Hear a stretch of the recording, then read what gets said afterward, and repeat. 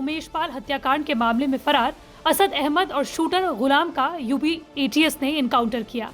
Asad gangster से राजनीति में आए अतीक अहमद का तीसरे नंबर का बेटा था। इस इनकाउंटर को झांसी में अंजाम दिया गया। असद और गुलाम दोनों पर 5-5 लाख का इनाम रखा गया था। हालांकि इस इनकाउंटर पर विपक्ष लगातार सवाल उठा रहा है।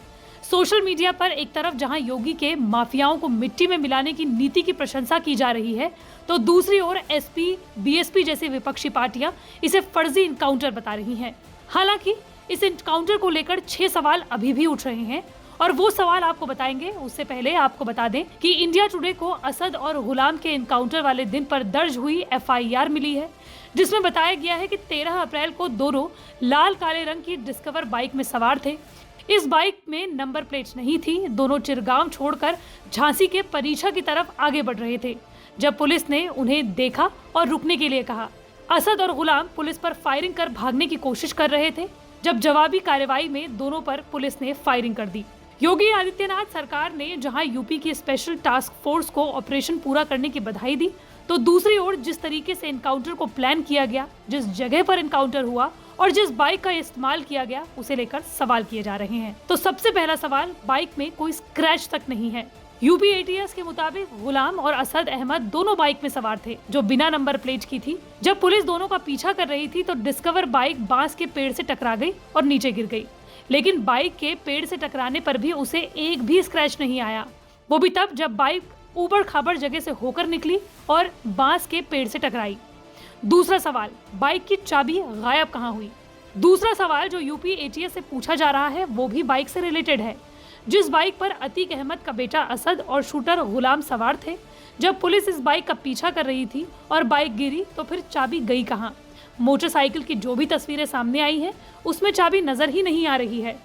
लोकल पुलिस के आने से पहले जब लोकल पत्रकार वहां पहुंचे तो किसी को भी चाबी बाइक पर नजर नहीं आई। हालांकि कहा जा रहा है कि क्योंकि बाइक पुरानी थी तो हो सकता है कि लुढ़कते वक्त वो भी नीचे गिर गई हो। तीसरा सवाल भी बाइक के आसपास ही घूमता है, क्योंकि यही बाइक है जो इनकाउंटर की मिस्ट्री को सॉल्व करने में मदद कर सकता है। बाइक में ना कोई लाइसेंस प्लेट थी और ना ही VIN यानी व्हीकल आइडेंटिफिकेशन नंबर।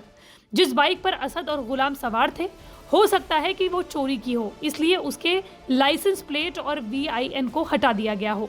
आमतौर पर बाइक पर इंजन का नंबर भी लिखा हुआ होता है, लेकिन लगता है कि इंजन भी चोरी का था। ऐसे में पुलिस के लिए ये जानना और भी मुश्किल हो जाएगा कि आखिर ये बाइक थी किसकी, जिसका इस्तेमाल असद फरार होने में कर रहा था। फिलहाल पुलिस ने बाइक को अपने कब्जे में ले लिया है।